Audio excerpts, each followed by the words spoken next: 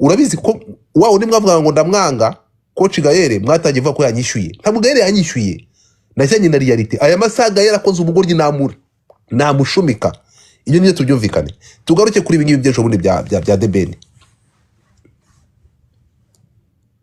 ntabwo The Ben ni reka simvuye ngo ni inshuti yanjye I have no friend ntabwo ari inshuti yanjye but is the person ushobora gufata telefone ibi biragenda ibintu bigenda we can do this you can do that simple ariko iki kibazo narabisubiyemo ejo bundi gera aba space nashumitse The Ben niyo mpamvu n'ibiboro bye ntashobora kubipromotinga ndacyamurakariye ntabwo ushobora kumbwira nje abantu bafata ku mavuta barampamagaye Godfather fata ku mavuta muri gereza ari muri polisi aratakamba arasaba imbabazi ndamubwira ntabwo nge nigeze mutangira ikirego kuko aya makuru yo kubasaba amakuru yose nari nyazi arambwira ati azi ko ari wo muntu ushobora kwa approachinga ba The Ben uka approachinga Muyoboke uka approachinga Nobja bakamubabarira bakavana ibirego muri RIB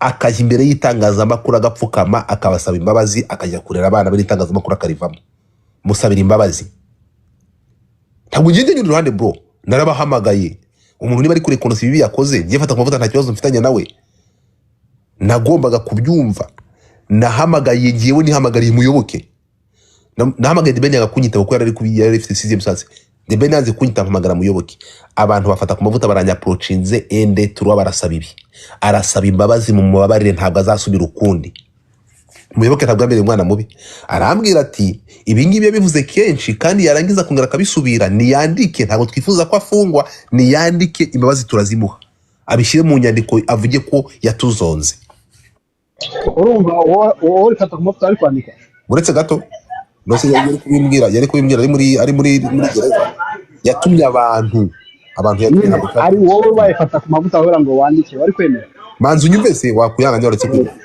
muting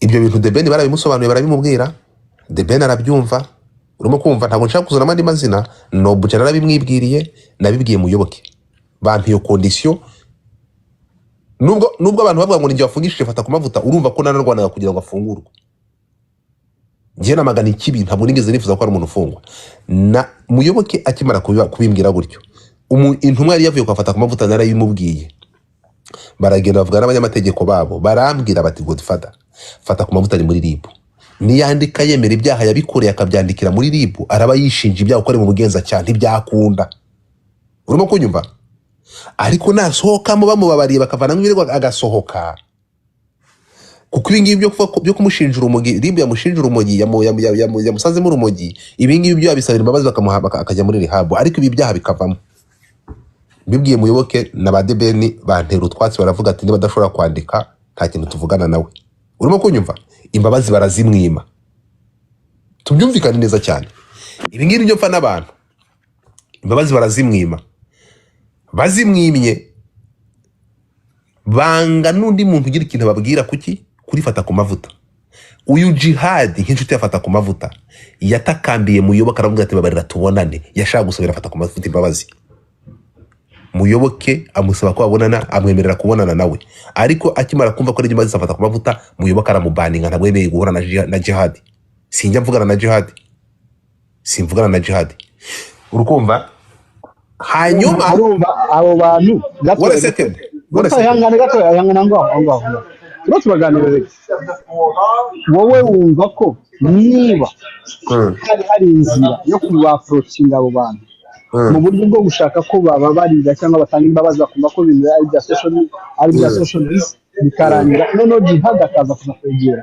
kugira ngo arebe kandi ndabizi yewe Jihad na Muyoboke n'abantu bari very close urumva noneho ukabona Muyoboke akwepye Jihad kandi n'ukuntu bari very close do you think ko iyo fata ku mavuta yemera kandi kire yabaruwa ari muri brigade cyangwa ari muri RIB tutari kwari kwibambisha kurusha uko yari kwicicika ibintu uri kubaza biri kutanu ngaho kanaguze point yanjye kubyumba je nawe mbeke nkasenze so Mityo Mike ibintu uri kugira impamvu banze kuyandika ntago yari kwandika no so kwandika wemera ibyaha wakoze kandi mu bugenza cyaha ntago bagombaga kuyandika nuko aje muri izindi conspiracy zaje mu z'ubupozompo ndabireka so the thing is impamvu ahanga ndashaka kukwereka impamvu nashumitse The Ben n'impamvu kuko ntabwo ngiye nambara amabara abiri.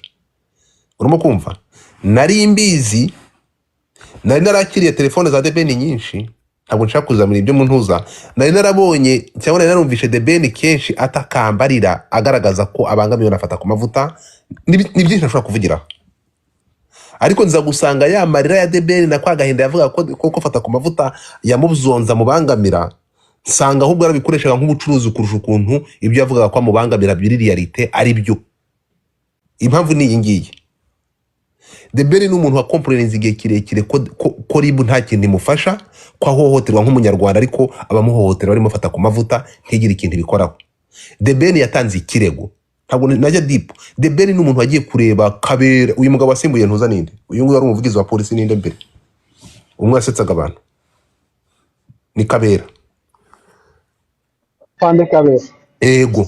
Yagiye kumureba inshuro zimwe amwohereza muri ribu agaragaza ko fata ku mavuta muzonze. Urimo kunyumva? Kugeza aho Debeni arakariye inzego. Wabonye ibiganiro bya mushikiwe Belinda aririra kuri kamera avuga ko fata ku mavuta zonze umuryango wabo. Warabibonye? N'ibindi ntashaka kuvugira. Ibyo byose bivuyeho, Debeni ntabwo ngiye nigeze, by the way, niba kintu mutanasobanukiwe, ntabwo ngiye nigeze njya kuvuga ngo narwanye kuri Debeni, ntabwo ngiye nigeze njya kuvugira Debeni no kuva kera mpagarika abantu bibasira ku muryango barabafata ku mavuta. Nahagarikaga abantu bibasira umuryango, navugiraga umuryango wa Debeni, ntabwo navugiraga Debeni. Debeni ni umugabo ari muri showbiz yakwirwanaho. Aho ndaguhereza amawuwa yawe, warabivuze kenshi. Nabivuze kenshi. Mu miryango. Urakoze cyane. Nanjye urabizi ukuri kinyoma n'ikinyoma. Urakoze. Nanabwiraga Debeni nkavuga Debeni niba natekereza ko ngewe am here am wasting my time. Mukanda amaso Debeni isoke. Ariko reka kujya kwinjira ngo papa we mama we. Ibyo nibyo nanze.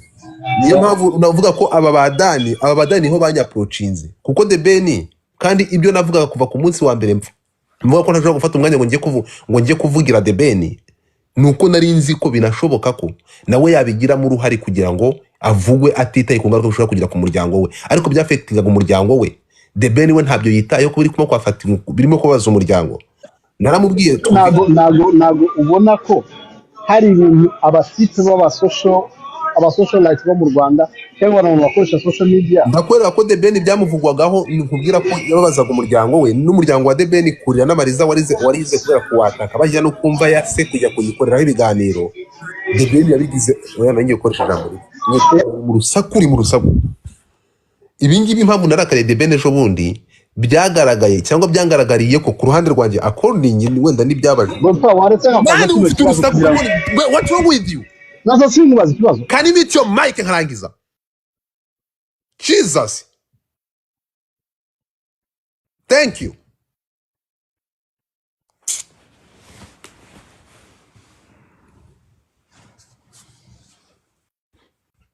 Okay. Ntabwo na rimwe nagendera ngo ngiye kuvuga umuntu uri muri showbiz, umuntu nk'umuhanzi nka Debeni w'umusore undusha influence ufite audience ruti yanjye, najyara ngo ngiye kubwanuka ngiye kumuvugira ngiye wasting time to the person who can even recognize ko there is the person cyangwa no. Kuko aba batipe b'abahanzi niba munakubwiye ngiye ntashobora kugenda ngo njye kwa anteri seseme, those motherfuckers nta numwe bumva ko ibyo wakoze wabikoze nk'umufana. Arankunda n'umufana, that's why he doing that. Ntabwo bari konesa. So I cannot wasting my time ngo ngiye kuvugira ngo Debeni wa bra bra no. Kuko nta mutima nama bagira, nta gushima kubamo, ntibatekereza bumva ko ibintu byose byakozwe babikoze kuko ari abafana bafite ukuntu ikintu cyo kwita abafana bibinjira. None se ibyo nakubwiye kare cyo mufana Debeni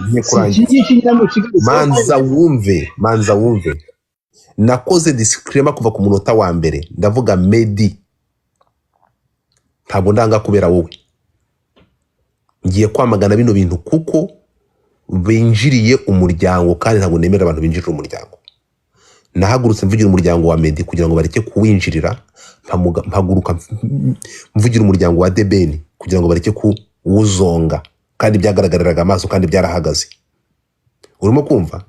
Uyu nguyu rero wagiye akiyambika ishusho y'umuryango akagaragaza ko nawe ari victime nk'umuryango we, uwo ni Debeni. Ejo bundi yagaragaje uburyarya bukabije, numva ndamuzinutswe. Gute? yanze gufata ku mavuta imbabazi kuko afite igitaramo kinga ari gutegura, araza ashaka kuprofita no kugaragaza ko afite umutima mwiza, afite n'ubumuntu. Imbabazi yanze gutanga habura amasaha 2 gufata ku mavuta yinjire mu rukiko. Afata uyu mwana ntuza, afata ajya kuri Instagram, atanga imbabazi zo kuri social media, yimanye imbabazi aho zikenewe. Niyo mpamvu ufata ikaramu, umunyamategeko afata ku mavuta ari wo muntu wa mbere wamaganye imbabazi The Ben atanze. Aho ngaho The Ben yahise akora ubugoryi, bamwatatse arahubuka, abonye bimuhindukanye, abantu babonye ko imbabazi zari zingona nkimara kumushumika, kuko nje nkimara kubibona naravuze ati urindi yarya. Tumaze amajoro n'amajoro turwana kugira ngo muhe imbabazi areke gufungwa. Utegereje umunsi w'urubanza, ugiye gutanga imbabazi kuri social media, ugaragaza abafana bawe kuri umuntu mwiza wo mubabariye, wamwimye imbabazi aho zikenewe. Urindi yarya, ndakuzinutswe, niko navuze kuri space. Muzinukwa ntyo. Abonye tumuhindutse, tumwigaramye niba bize tuzamaganye, yafashe umuntu bita uyu Pundati uramuzi, uyu nguyu yakoraga ku gihe, uyu mwana w'umunyamakuru ukora mu isi uyu munsi. Ndamuzi ya. Uranyumva? Hari ari kuza kumereza nanjye mwibutse uwo mutipe uvuga ngo ari real. Uburetse gato kukwibutsa. urimo kumva induri real inde The Ben nyine ndashaka kukwereka udupeti nka tubiri gusa. Ntabwo ari real yatese kari kuva amasaha mwamagana mubwira ko ari indyarya nagiye.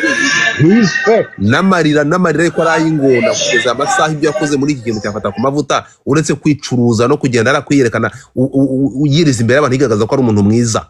Ubwiza budagira imbabazi zo kubabarira. Niba yaramwimye imbabazi, yashaka kwerekana abanyarwanda ko yamuhaye imbabazi gute kandi yazimwimye. Twararaye amajoro tumugira ngo ababarire fata ku mavuta bakamubabarira.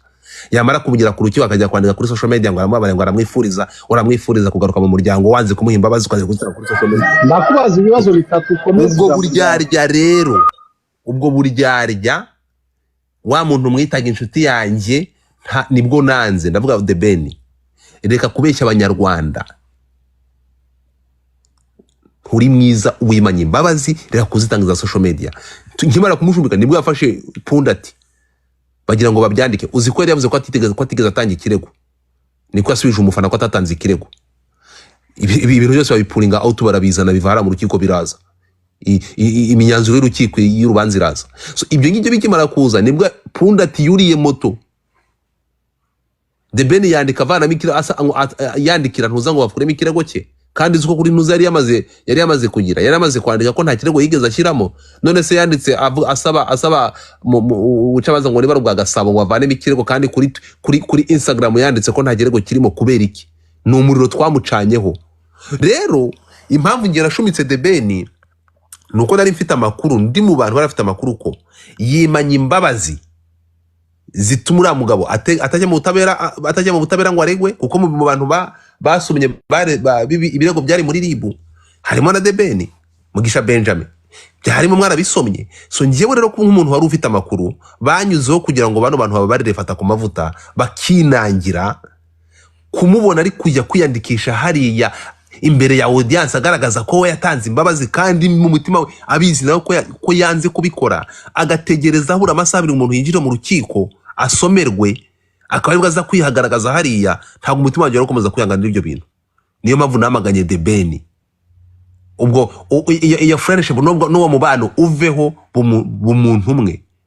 Ereka abanyarwanda ibiri mu mutima biri imbere, reka kubazanira fake personality tudafite.